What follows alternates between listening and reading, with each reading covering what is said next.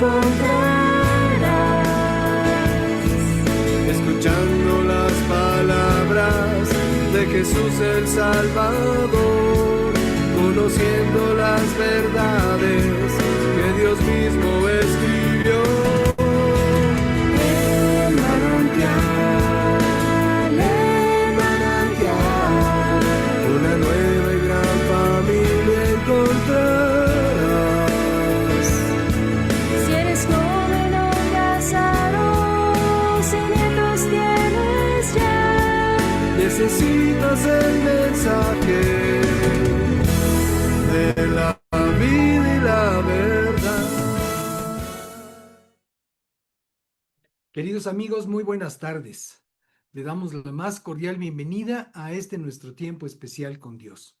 Sabemos que el Señor tiene una palabra directa para nuestro corazón, no solamente para hacernos reflexionar en lo cotidiano, sino también para ver la trascendencia de lo que Él nos habla para toda nuestra eternidad.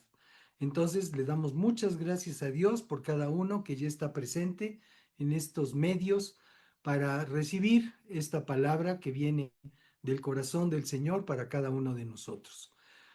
Estamos muy alegres y muy contentos de poderles recibir y queremos invitarlos a que juntos pongamos nuestro tiempo delante del Señor, porque pues el importante es Él, el que preside este tiempo entre nosotros es Él, y Él es a quien nosotros le debemos toda nuestra honra y toda nuestra admiración.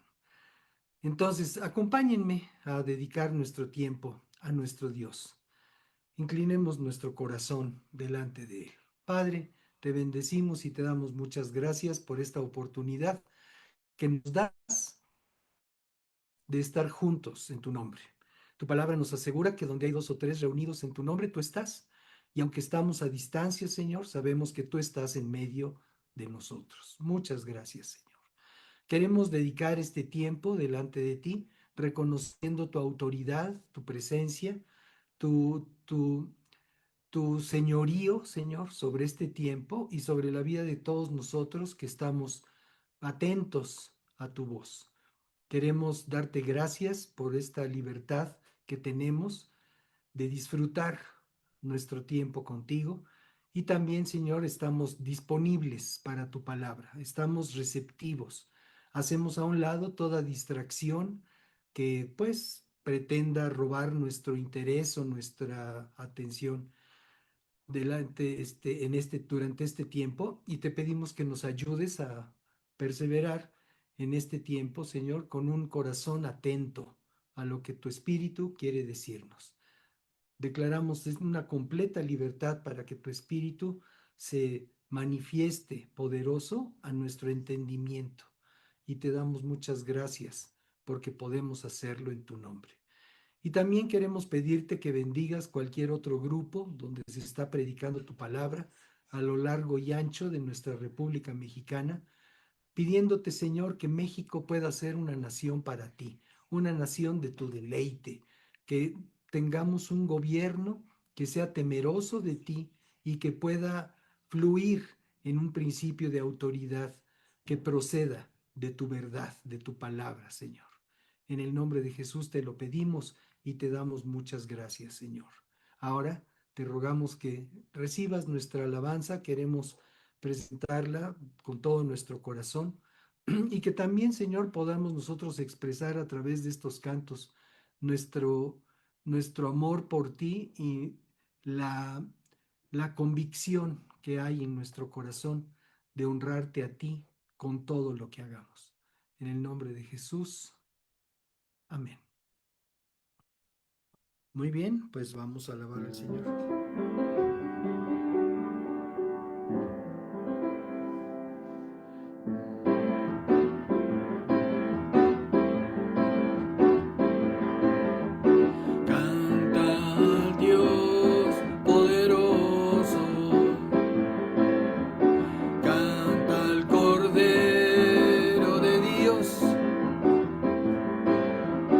Canta al único camino.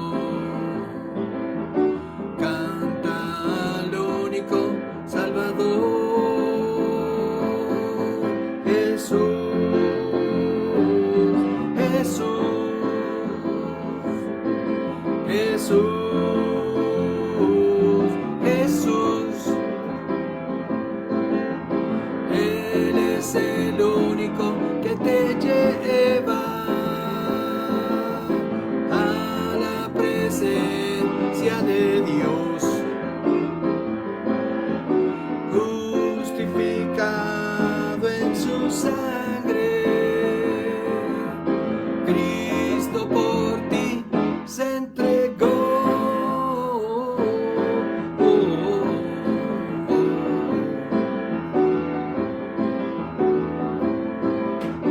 Canta al Señor de señores,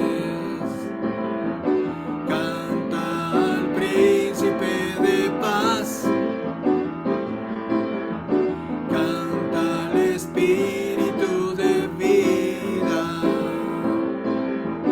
canta al Espíritu de verdad. Jesús, Jesús, Jesús, Jesús. Él es el único que te lleva a la presencia de Dios, justificado en su sangre. Cristo por ti se entregó.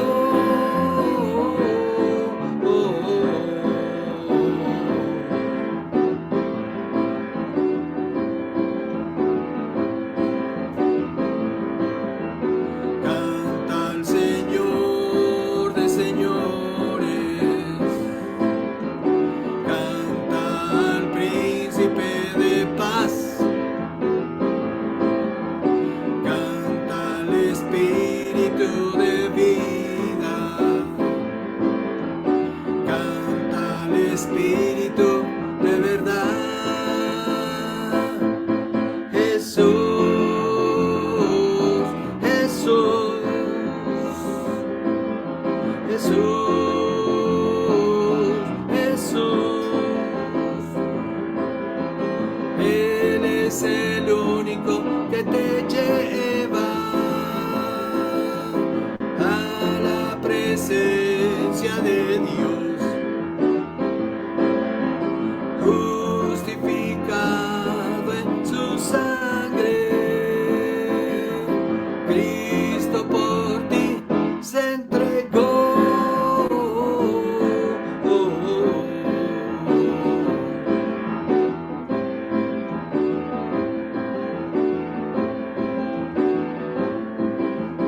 Él es el único que te lleva a la presencia de Dios, justificado en su sangre. Cristo por ti se entregó.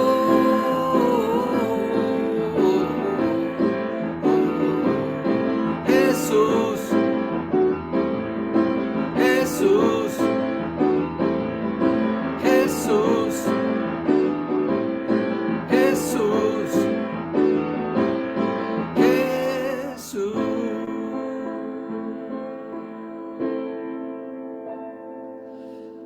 Amén. El único que nos lleva a la presencia de Dios nuestro Padre. Gracias, Señor.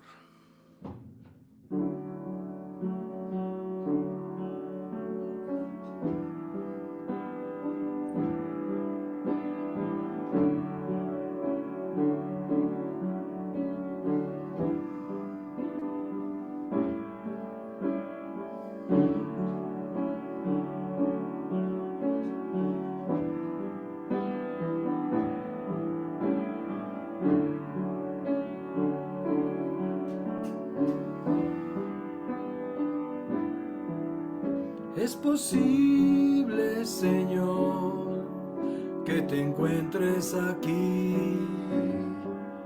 Es posible, Señor, junto a mí. Es posible, mi Dios, que me ames así. Es posible, Señor, tu perdón.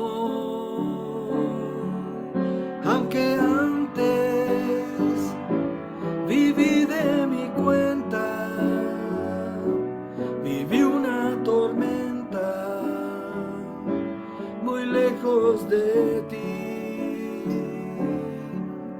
atendiendo mi gran egoísmo, que abrió un gran abismo muy dentro de mí. Es posible, Señor, que tú vengas a mí. Es posible que vivas en mí. Es posible, mi Dios, que me ames así. Es posible, Señor, tu perdón para darme una vida nueva, una vida llena de gozo y de amor, atendiendo tu sabia guianza y gran esperanza de ser para ti. Es posible, Señor, que tú vengas a mí. Es posible que vivas en mí. Es posible, mi Dios, que me ames así. Es posible, Señor, tu perdón para darme una vida nueva, una vida llena de gozo y de amor, aceptando tu sabia guianza y gran esperanza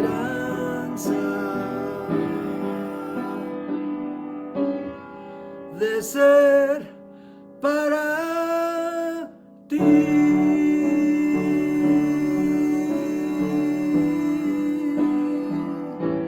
De ser para ti,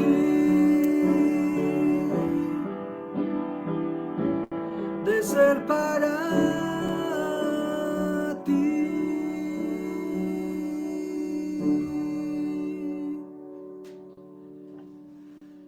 Aleluya. Bendito eres, Padre. Qué bendición que podamos nosotros alabar al Señor, bendecirlo y que siempre lo podamos hacer con fundamento en su palabra. Nuestro mensaje de hoy se titula El poder del perdón y está fundamentado en la enseñanza que Jesús impartió a sus discípulos y seguidores respecto de la oración. En el capítulo 6 de la versión del Evangelio de Jesucristo, escrita por Mateo, en el párrafo 12 leemos lo siguiente: y perdónanos nuestros pecados. Es lo que Jesús les está enseñando a sus discípulos y a toda la gente en general, porque había una gran multitud. Y dice, perdónanos nuestros pecados, los está enseñando a orar. Dice, así como hemos perdonado a los que pecan contra nosotros. Entonces, aquí en este planteamiento, amados, podemos nosotros ver que hay una condición. Lo que Jesús está enseñando es que Él nos perdone nuestras transgresiones de la misma manera que nosotros perdonamos a quienes nos han ofendido. Entonces, aquí hay una clave con respecto del perdón que Dios nos está enseñando en esta tarde. Y si ya la sabíamos, recordando. El párrafo 14 nos dice así: si perdonas a los que pecan contra ti, tu Padre Celestial te perdonará a ti. Pero si te niegas a perdonar a los demás, tu Padre no perdonará tus pecados. Entonces, amados, aquí no hay para dónde hacerse. Queda perfectamente claro, es el Señor Jesús mismo el que está enseñándonos, si es que nosotros queremos conocerlo, servirlo y vivir para Él, nos está enseñando la clave del perdón.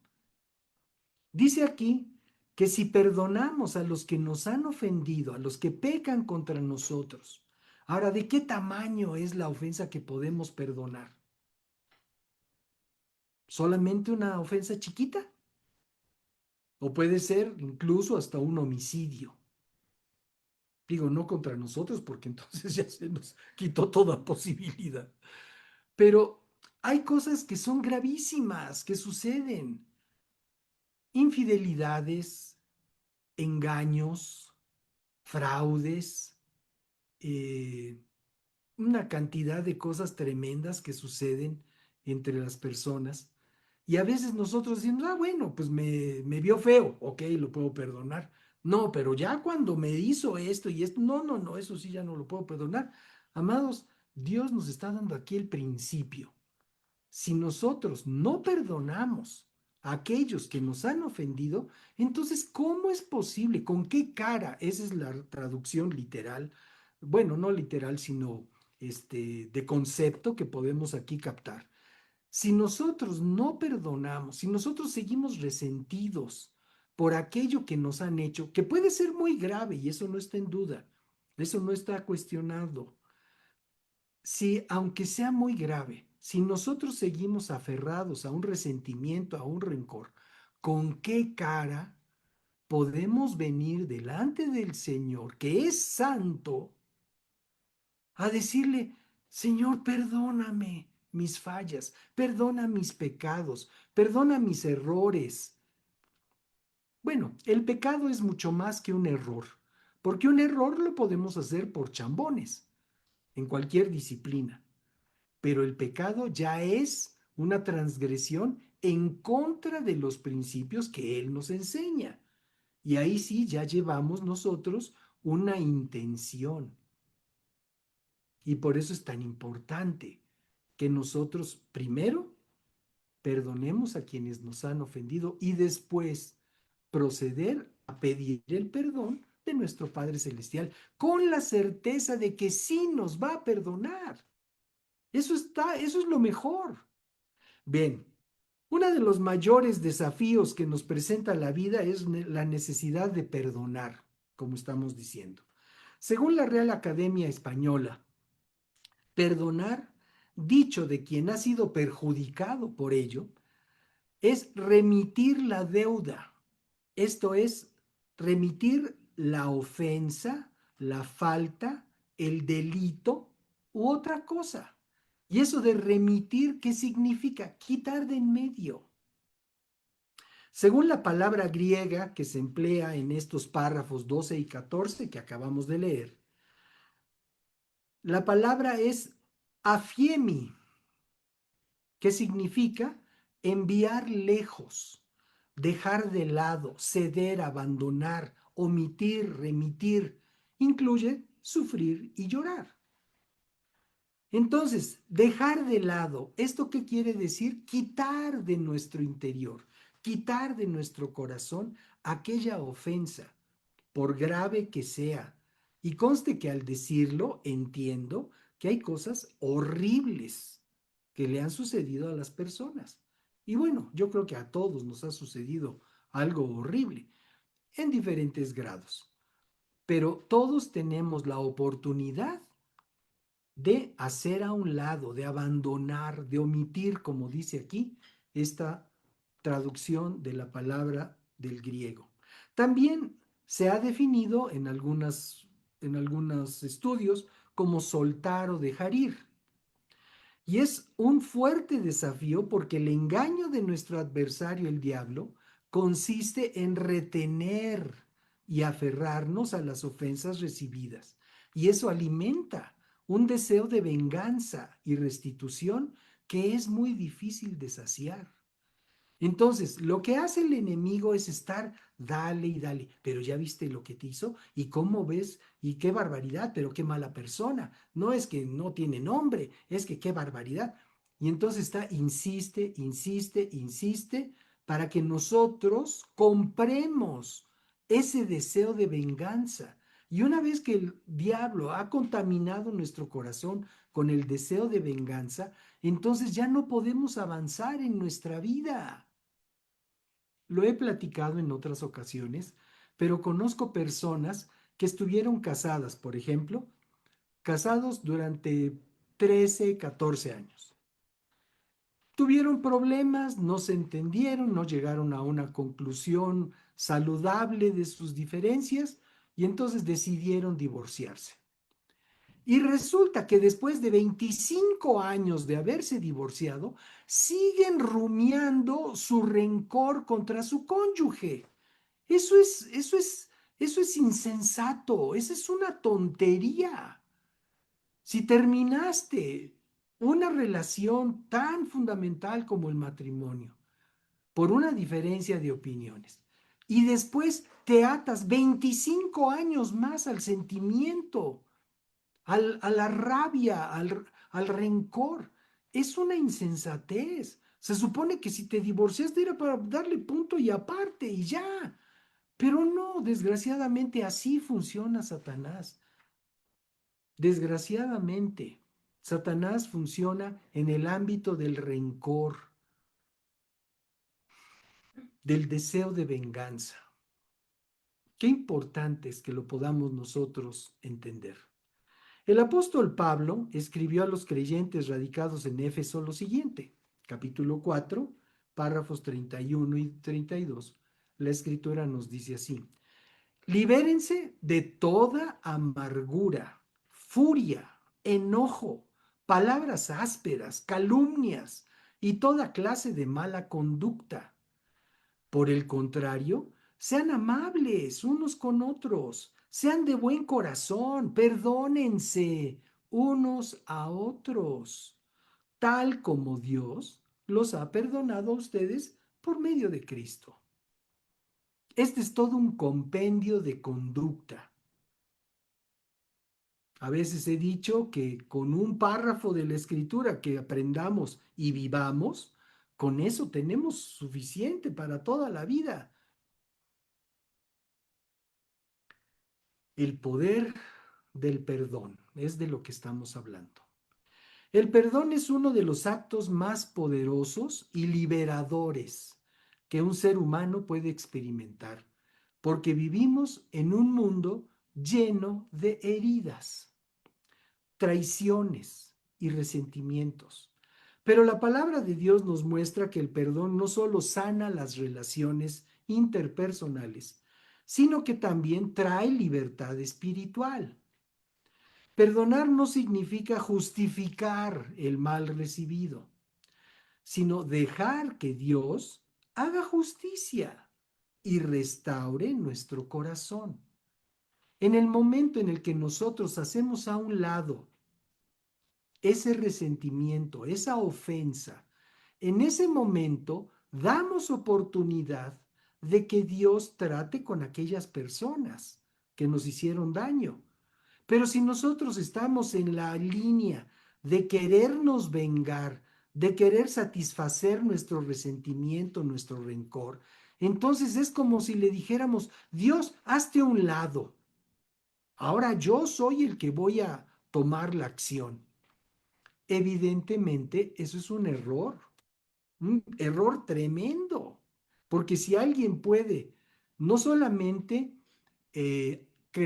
hacerle ver a aquellas personas su mal, el mal que cometieron, es Dios. Por más que les grites, por más que les exijas, por más que los lastimes, tú no puedes crear conciencia en otros del mal que te han hecho, pero Dios sí. Nosotros estamos limitados. Puedes gritar, puedes manotear, puedes pintarrajear, todo lo que quieras, por en tu disgusto, pero no vas a lograr que las personas que han cometido esa falta contra ti lo reconozcan, porque solo Dios puede transformar el corazón del ser humano. Y una vez que tú permites que Dios haga esa obra y tú te liberas de esa tarea, de esa, de ese afán por desquitarte, en ese momento viene Dios con su restauración y sana tu corazón. Y eso es de lo que se trata, de que tu corazón sane de todo aquello que te hayan hecho, por terrible que haya sido. El perdón es el reflejo más claro del carácter de Dios en nosotros. Para el creyente, perdonar no es una opción, sino un mandato divino que libera a quienes perdonan y a aquellos que son perdonados. O sea, si yo tomo la decisión de perdonar a alguien, aunque yo lo vuelva a ver o tenga trato con esa persona de una manera continua, ya no va a haber en mi corazón esa sensación agria del resentimiento, sino que lo voy a poder ver como cualquier otra persona. Ahora, hay un punto importante. Nosotros no podemos perdonar si no hemos sido perdonados. Una persona que no ha sido perdonada por Dios no puede conocer el principio del perdón. Dios es perdonador. Una de las poderosas cualidades de Dios, el único y verdadero, es su disposición de perdonar nuestras ofensas. ¿Está dispuesto a perdonar? Claro. ¿Hay una condición? Sí, el arrepentimiento. Si tú no muestras arrepentimiento o no estás verdaderamente arrepentido, Dios no te puede perdonar. En Éxodo, en el capítulo 34, párrafo 6 en adelante, la escritura nos dice lo siguiente. El Señor pasó por delante de Moisés proclamando, Yahvé, el Señor, el Dios de compasión y misericordia. Soy lento para enojarme y estoy lleno de amor inagotable y fidelidad. Yo derramo amor inagotable a 1000 generaciones y perdono la iniquidad, la rebelión y el pecado. Pues esa es la definición que Dios mismo está haciendo de él. Pero qué fuerte aclaración este párrafo que continúa.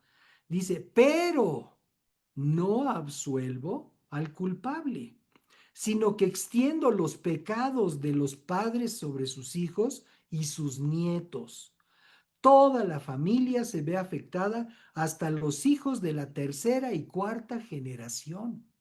Y uno podría decir, chale, pues entonces algo que hizo mi tatarabuelo, pues me va a traer malas consecuencias. Desgraciadamente sí, desgraciadamente sí. ¿Cómo cortar esa línea de maldición que está anunciando el Señor aquí en su palabra? En Cristo. Solamente en Cristo podemos cortar esa línea de maldición. Y ya no importa si nuestro papá fue pirata o fue narcotraficante o fue secuestrador o cualquier otra cosa que haya sido o simplemente una persona tranza, una persona viciosa. ¿Cómo voy a cortar la maldición que generacionalmente me corresponde porque Dios así lo estableció? Pues simplemente vengo a Cristo. Cristo recibió el pecado de mis antepasados. Él llevó ese pecado en la cruz del Calvario. Si yo hago a Jesucristo Señor de mi vida, entonces recibo el beneficio de que Cristo haya pagado aquel pecado y yo puedo estar libre. De ahí en adelante mis generaciones no tienen que sufrir esa maldición.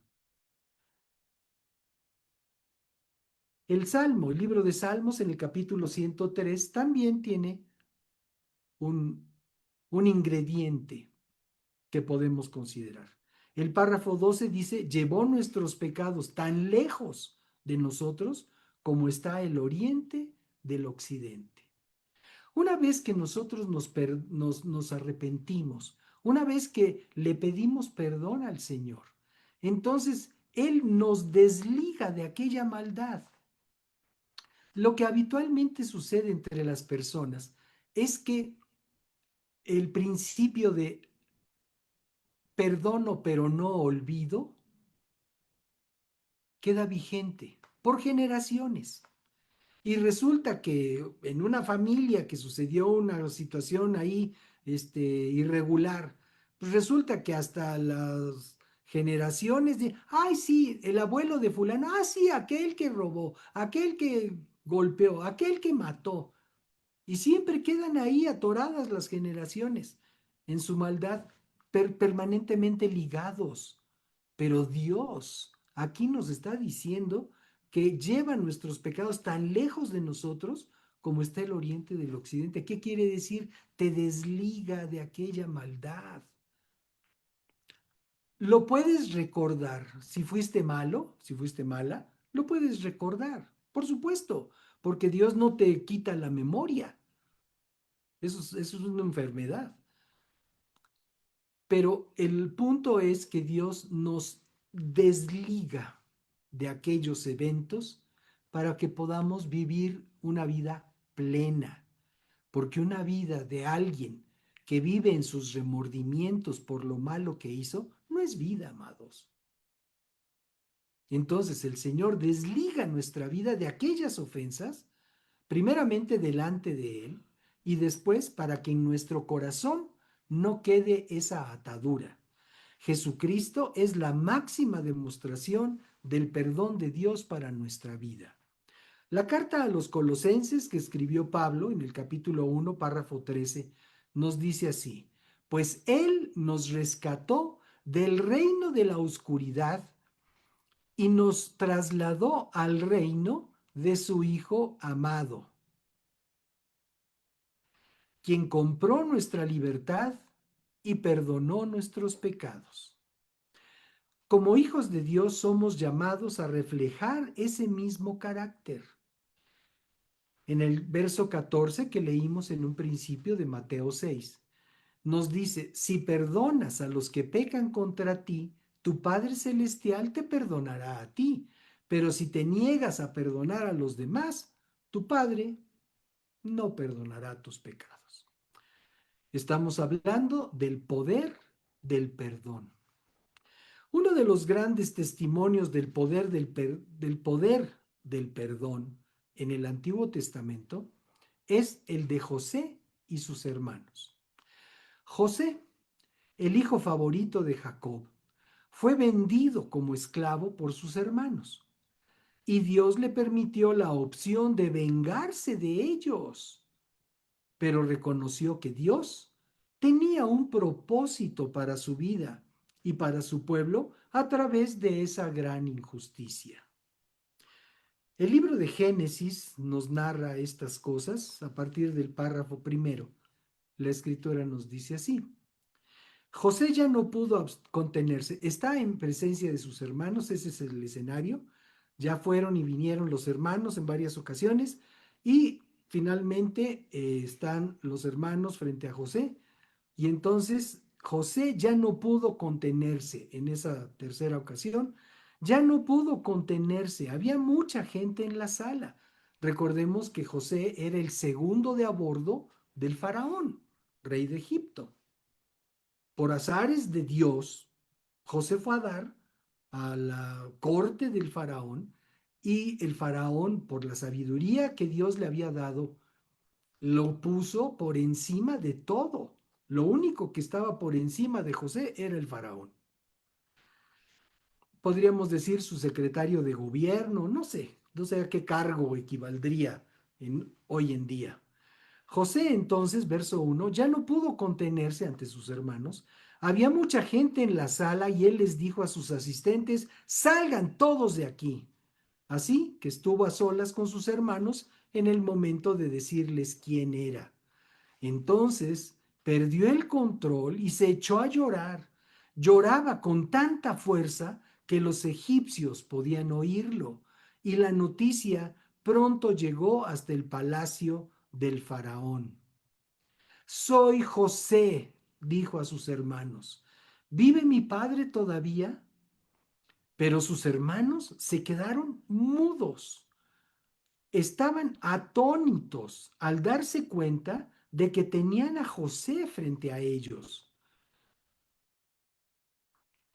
Tenemos que, para quienes no están familiarizados con esta historia, con este testimonio de la vida de José, recordar que José, siendo jovencito, fue vendido como esclavo por sus hermanos, porque les caía gordo, porque su papá le tenía cierta preferencia.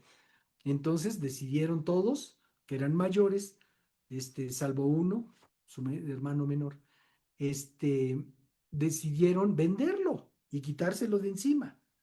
Entonces lo hicieron así y bueno, la historia de José es una historia llena de privaciones y de humillación, encierro, desprecio, injusticia, etcétera, etcétera. Todo eso que tuvo que sufrir hasta que llegó frente al faraón y el faraón reconoció en él la sabiduría de Dios y lo puso como segundo de a bordo. Entonces, está en eso. El párrafo 4, continuó leyendo, dice, por favor acérquense, les dijo. Entonces ellos se acercaron y él volvió a decirles, soy José, su hermano, a quien ustedes vendieron como esclavo en Egipto, pero no se inquieten ni se enojen con ustedes mismos por haberme vendido.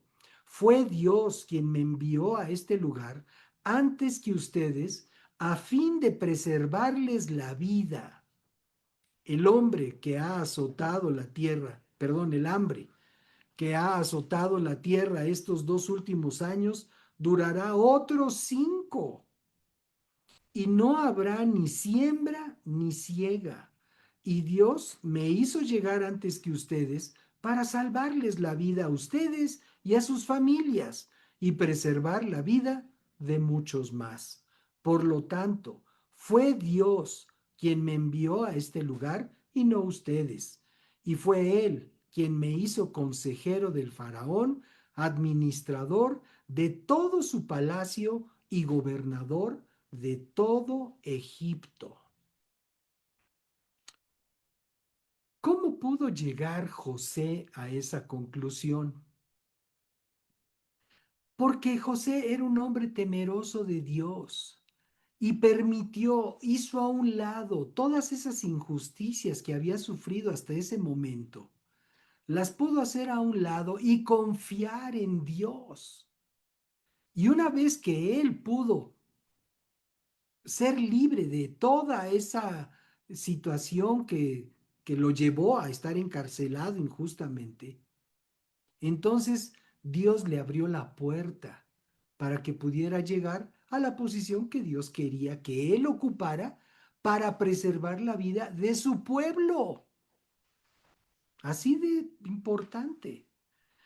Bien, hay familias que permanecen divididas por décadas, si no de manera permanente, por la falta de perdón. Pero Jesús viene a nuestra vida para mostrarnos una mejor opción, el poder del perdón. Otro poderoso ejemplo del perdón en el Antiguo Testamento es en la relación de David con Saúl, rey de Israel. David llegó a ser más popular entre el pueblo de Israel que el propio Saúl, que era el rey, y eso provocó la ira de Saúl, que se propuso perseguirlo y matarlo. Y ahí podemos ver en el primer libro de Samuel, en el capítulo 24, esta situación importante, porque así como José tuvo la oportunidad de aniquilar a sus hermanos, porque él era el mandamás después de Faraón en Egipto, y cuando los tuvo ahí, él pudo haber ordenado que los mataran, que los esclavizaran, pero no lo hizo. Había un propósito de Dios. De la misma manera, David tuvo oportunidad de levantar su mano contra el rey, contra Saúl, que lo venía persiguiendo y no lo dejaba ni a sol ni a sombra. Y no podía estar en paz David, porque el rey lo quería matar. Entonces, escóndete de un rey en su reino. Bueno, después de que Saúl regresó de pelear contra los filisteos, dice el párrafo número 1, se le informó que David se había ido al desierto de Engadí. Entonces Saúl escogió a 3,000 soldados electos de todo Israel y fue en busca de David, ay nanita, y de sus hombres cerca de los peñascos de las cabras salvajes. O sea, David tuvo que andarse escondiendo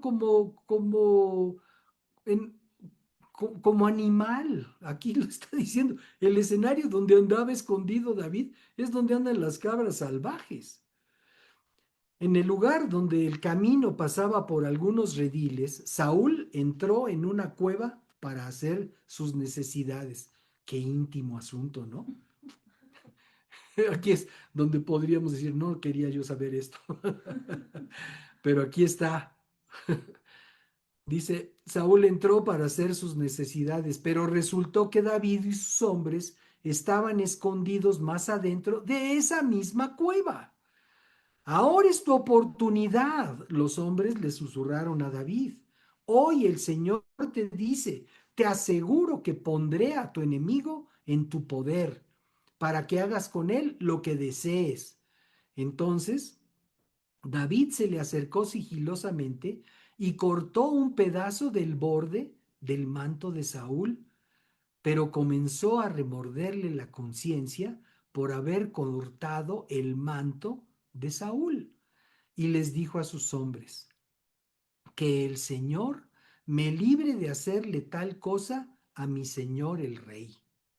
No debo atacar al ungido del Señor, porque el Señor mismo lo ha elegido. Entonces David contuvo a sus hombres y no les permitió que mataran a Saúl.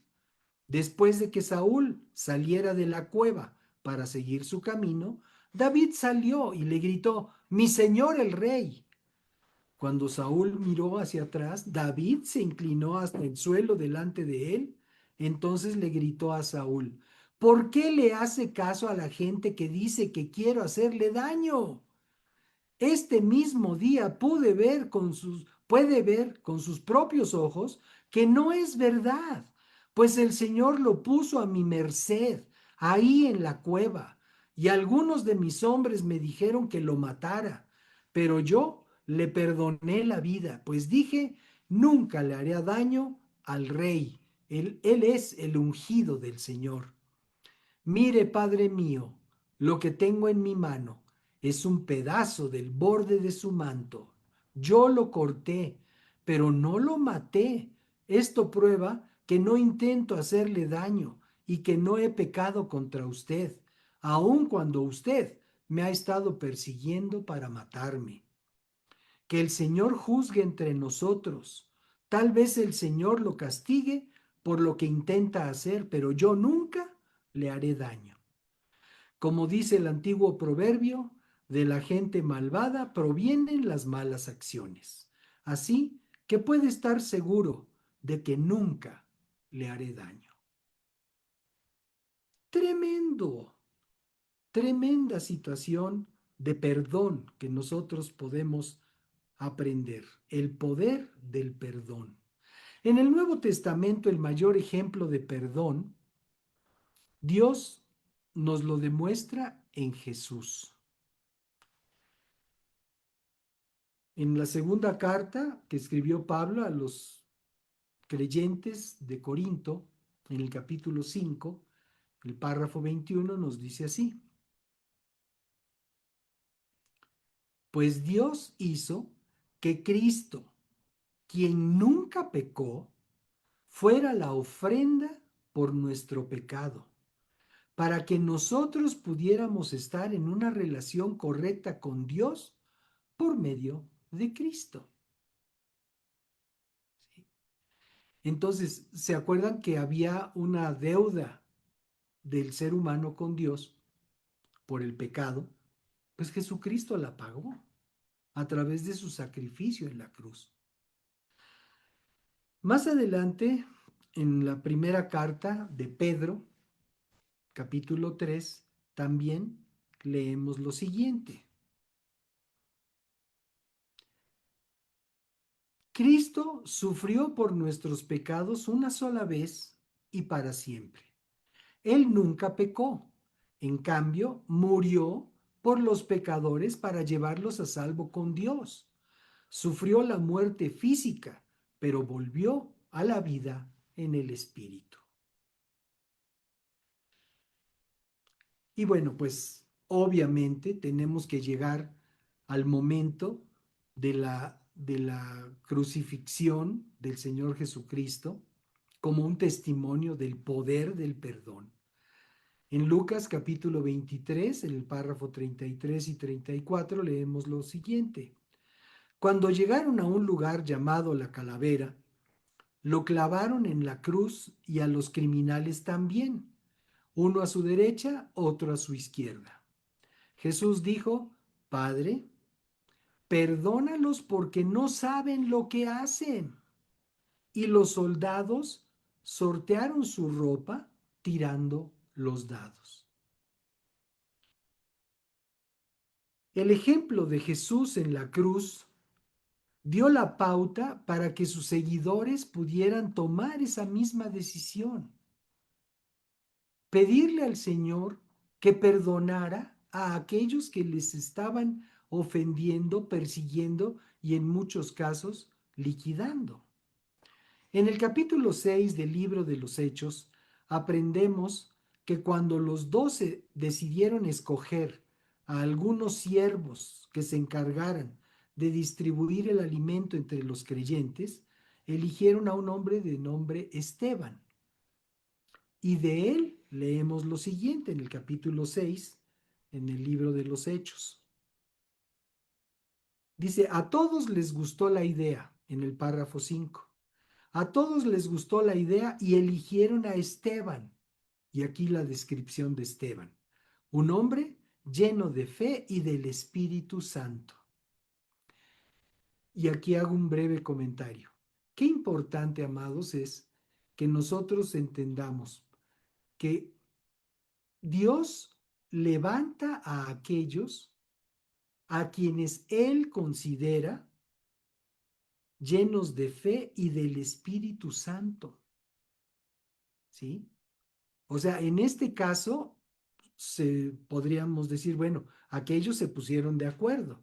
Sí, los 12, que también estaban llenos de fe y del Espíritu Santo, se pusieron de acuerdo.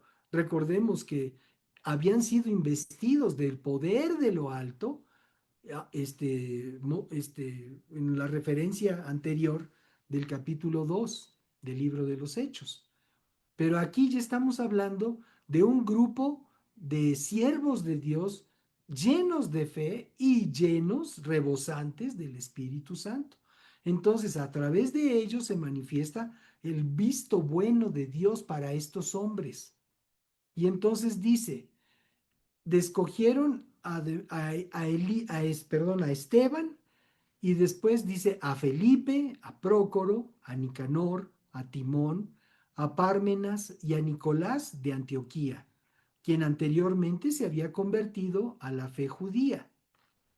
Estos 7 hombres fueron presentados ante los apóstoles, quienes oraron por ellos y les impusieron las manos.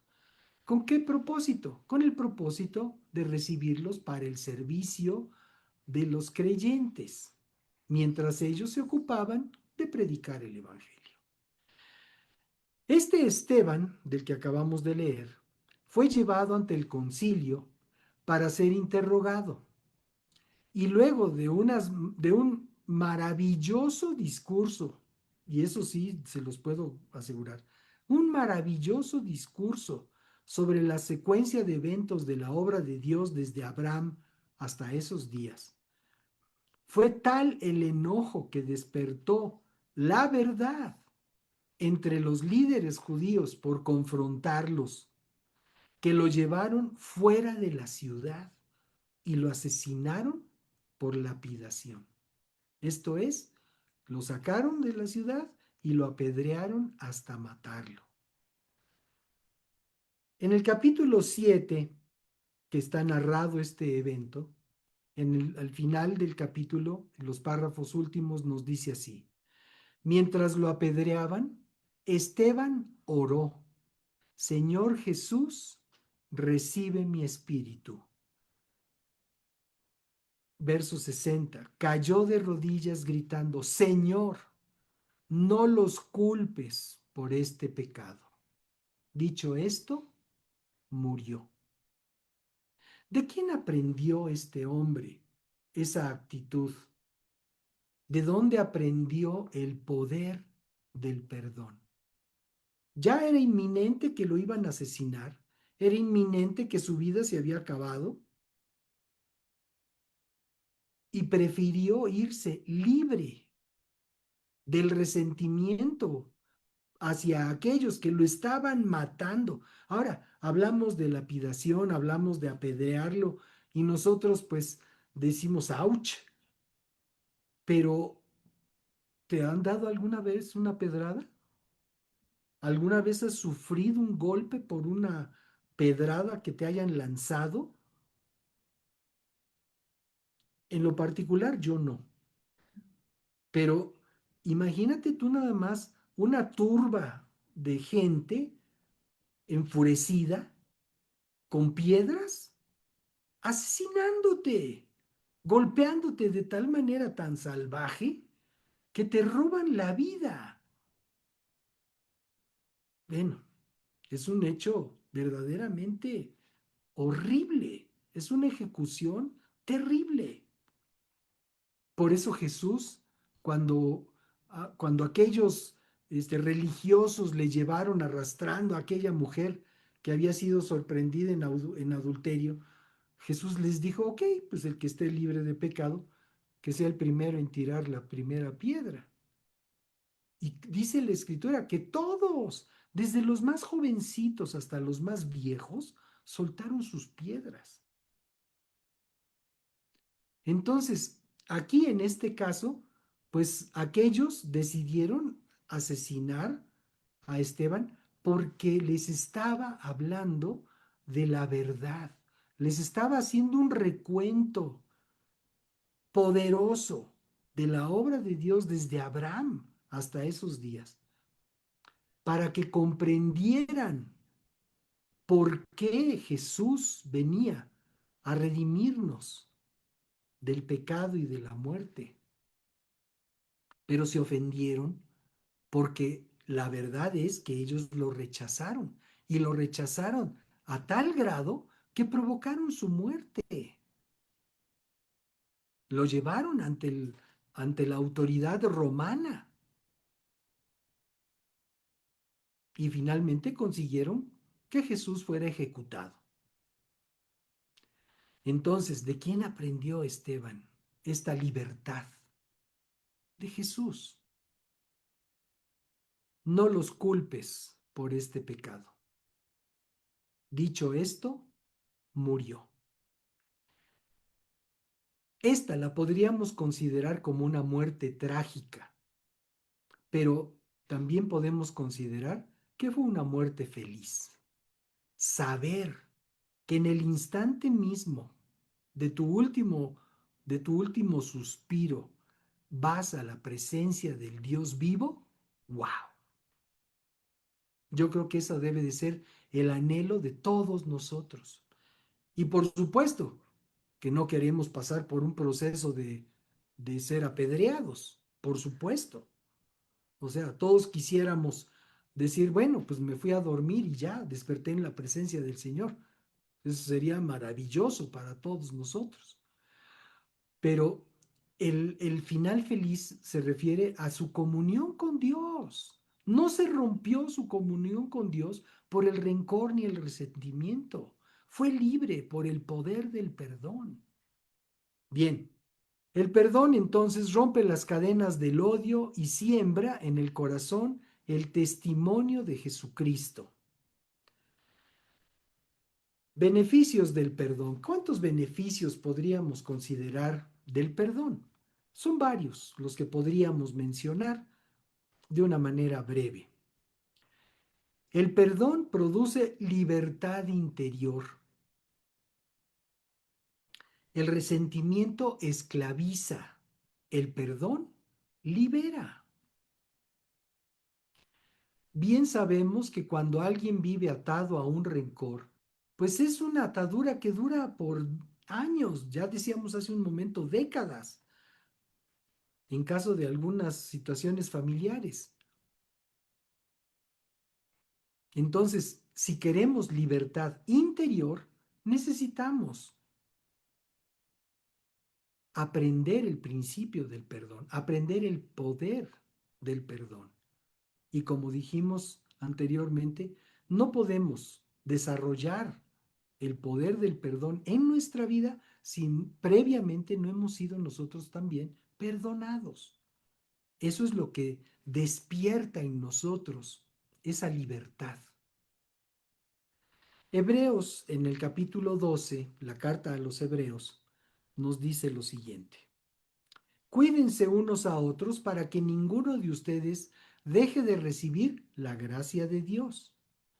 Tengan cuidado de que no brote ninguna raíz venenosa de amargura, la cual los trastorne a ustedes y envenene a muchos. Seguramente, pues todos nos hemos dado cuenta de que cuando hay alguien que habla pestes de otra gente, inmediatamente ese criterio adverso se generaliza entre quienes están escuchando esos argumentos. Entonces, esa raíz de amargura contamina a todos quienes están siendo alcanzados por esas declaraciones. Entonces, por eso aquí el Espíritu de Dios a través de esta carta nos está instando. Dice, para que ninguno de ustedes deje de recibir la gracia de Dios.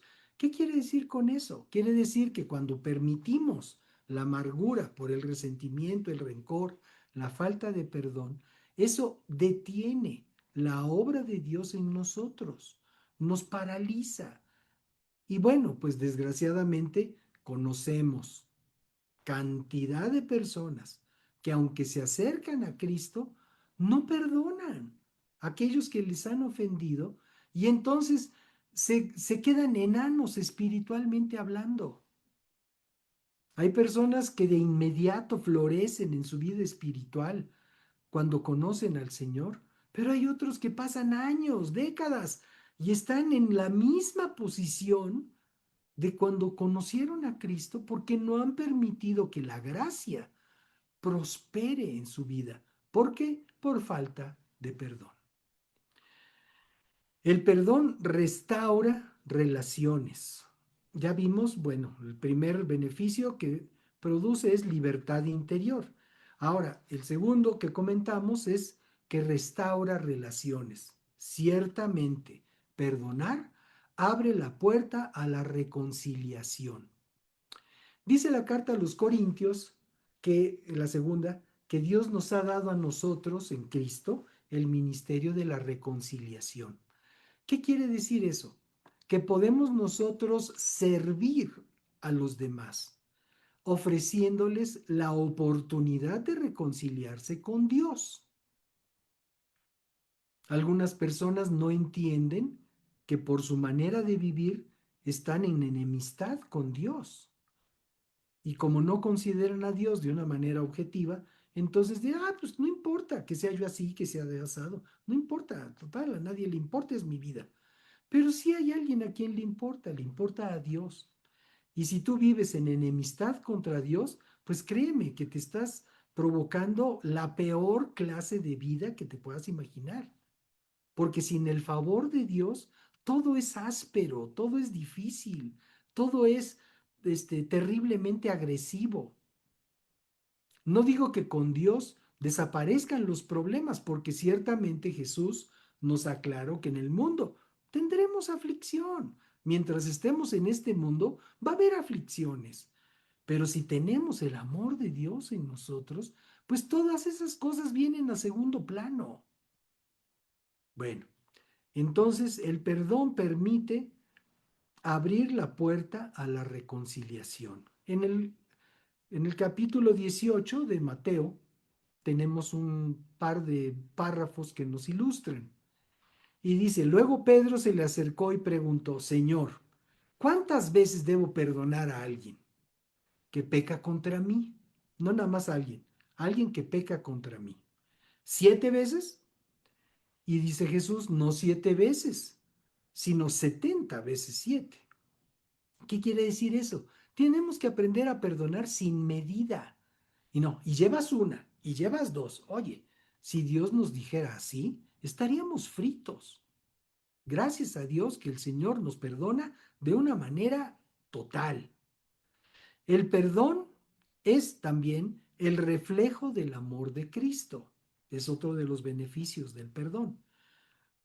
Perdonar demuestra que Cristo vive en nosotros. ¿Cómo puedes alcanzar o cómo puedes mm, atraer a Cristo a cualquier persona si no les manifiestas el amor de Dios? O sea, ¿qué estoy diciendo con esto? Quiere decir que no basta ser una persona educada. O sea, puede ser una persona muy educada, muy correcta. Incluso puede ser gentil, bondadoso, misericordioso, etcétera. Pero si no demuestras el amor de Dios, entonces, ¿qué diferencia puede notar otra persona? Si hay millones de personas buenas, bien intencionadas, amables, gentiles, misericordiosas. O sea, ¿cuál es la diferencia? Dice, oye, pues yo no necesito a Cristo para ser una buena persona. Basta con que no le haga yo daño a nadie. Entonces, ¿qué característica necesita haber en nosotros para poder demostrar que hay algo distinto, que Dios ofrece algo distinto, algo nuevo, algo mucho mayor que una buena educación? Pues que nosotros podamos tener una actitud como la que tuvo Jesucristo. Dice Mateo capítulo 5, en el párrafo 43. Dice, ¿han oído la ley que dice, ama a tu prójimo y odia a tu enemigo? Pero yo digo, ama a tus enemigos, ora por los que te persiguen. De esa manera estarás actuando como verdadero hijo de tu Padre que está en el cielo, pues Él da la luz de su sol tanto a los malos como a los buenos, y envía la lluvia sobre los justos y los injustos por igual. Entonces, ¿cuál es esa característica diferente? Que podamos nosotros o que tomemos la decisión de amar a nuestros enemigos. Dice, sí, sí, sí, o sea, no, yo lo perdono, pero pues allá mejor de lejitos. ¿Y qué crees? Que dice el Señor que los podemos amar. Porque una vez que decides amar a tus enemigos, en ese momento se rompe esa barrera que el diablo ha puesto entre tú y las demás personas. Ahora, no con esto quiero decir que te vayas y te pongas de tapete a las personas que te hayan ofendido. No, eso no es amar. Amar es que en tu corazón haya la libertad suficiente como para rogarle a Dios por la salvación de aquellas personas.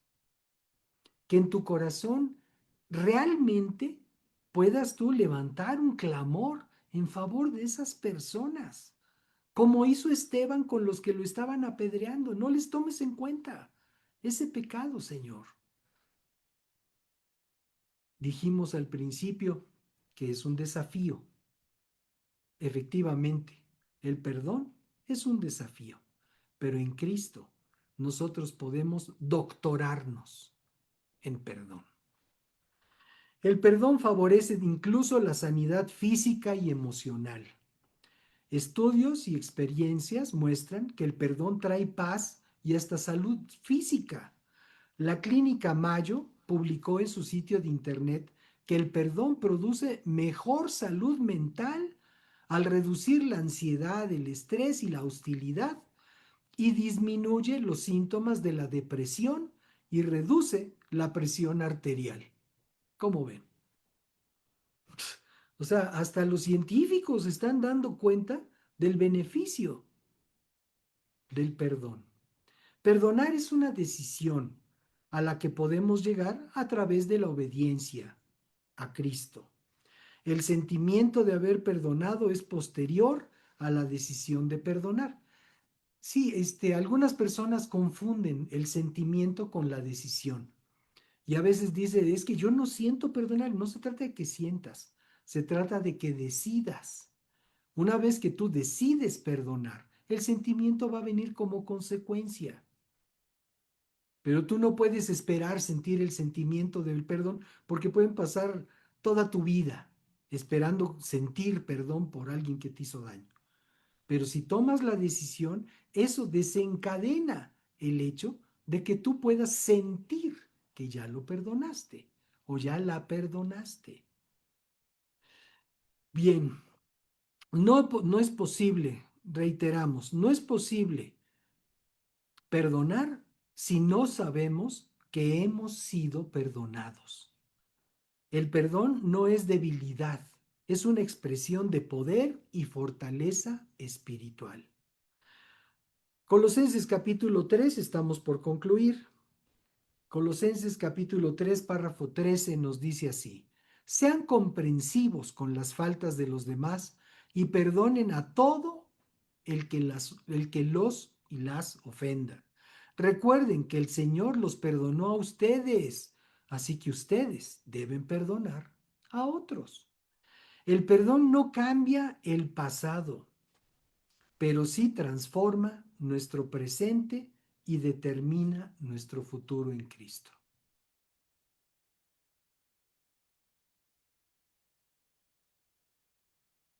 Recordemos lo que nos dice la versión de Mateo, de la versión del Evangelio de Jesús, escrita por Mateo en el capítulo 6. Párrafo 14 lo leímos desde el principio. Si perdonas a los que pecan contra ti, tu Padre Celestial te perdonará a ti. El poder del perdón. Queremos dar oportunidad a aquellas personas que nunca se han comprometido con Dios y que deseen hacerlo en este momento. Si tú, querido amigo, querida amiga, que nos acompañas en esta ocasión, deseas hacer un compromiso de calidad con Dios, y al decir un compromiso de calidad, quiero decir que no sea ni obligado ni fingido. Un compromiso de calidad, un compromiso en donde tú verdaderamente tengas el deseo de comprometer tu vida con Dios, el único que existe, porque alguno preguntará, pues, ¿cuál Dios? El único que existe. Todos los demás son engaño. Solo hay uno que es Dios. Entonces, si quieres establecer esa relación con Él de una manera que Él mismo propone en su palabra, entonces te invitamos a hacer una declaración de fe. Y si gustas, por favor, síguenos en esta declaración. Dile así: Señor y Dios, te doy gracias por tu palabra. He podido comprender el poder del perdón disponible para mí si primeramente me pongo a cuentas contigo, Señor, y te pido perdón por todo lo malo que yo he hecho. Reconozco que he pecado. Muchas veces lo he hecho por ignorancia, otras veces con toda certeza de que lo que estaba haciendo era malo. Te ruego que me perdones, Señor, que limpies mi vida, que limpies mi conciencia con la preciosa sangre que derramó Jesús en la cruz del Calvario. Y a ti, Señor Jesucristo, te entrego mi vida en este momento. Te declaro mi máxima autoridad, el Señor de mi vida. Y también, Señor, declaro que tú eres el único que puede interceder por mí delante de mi Padre Celestial. Y por eso eres mi Salvador. Te doy muchas gracias también, Señor, por darme esta libertad para recibirte en mi vida y para vivir de hoy en adelante guiado por tu Espíritu Santo. Te ruego, lléname, Señor, con tu Espíritu Santo, que me permita conocer y vivir en toda verdad. Gracias, Padre, en el nombre de Jesús. Amén. Pues muchísimas felicidades a ustedes que han hecho esta declaración por primera vez. Gracias por seguir este mensaje hasta este momento y les invitamos a que continúen con nosotros. Obviamente el compromiso que acaban de hacer no es con nosotros, es con Dios. Pero si gustan, con mucho gusto estaremos felices de recibirlos en nuestras reuniones a través de nuestros medios de comunicación y algunos eventos entre semana, y aquí en cada domingo al mediodía, mientras Dios no disponga otra cosa, estaremos aquí listos para servirles. Le damos muchas gracias al Señor por esta palabra, por esta oportunidad de vivir en el glorioso poder del perdón. Y los felicitamos a todos ustedes que han hecho este compromiso por primera vez. Les deseamos una semana llena de la bendición de Dios, de la paz de Dios, del perdón de Dios y pues muchas gracias por estar con nosotros. Que el Señor les bendiga. Buenas tardes.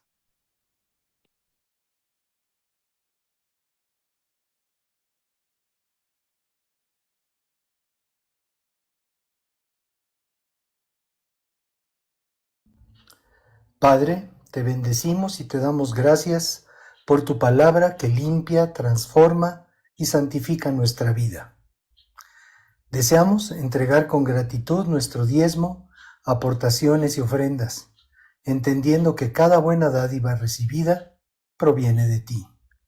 Bendecimos nuestras fuentes de ingreso y bendecimos a nuestros empleadores, socios, empleados o benefactores, rogándote que te reveles al corazón de cada uno de ellos para que te conozcan a ti, el único Dios verdadero, y a Jesucristo, a quien tú enviaste. Te rogamos que bendigas este ministerio que tú has levantado y escogido para revelar tu presencia y tu palabra. Gracias, Padre, en el nombre de Jesús. Amén.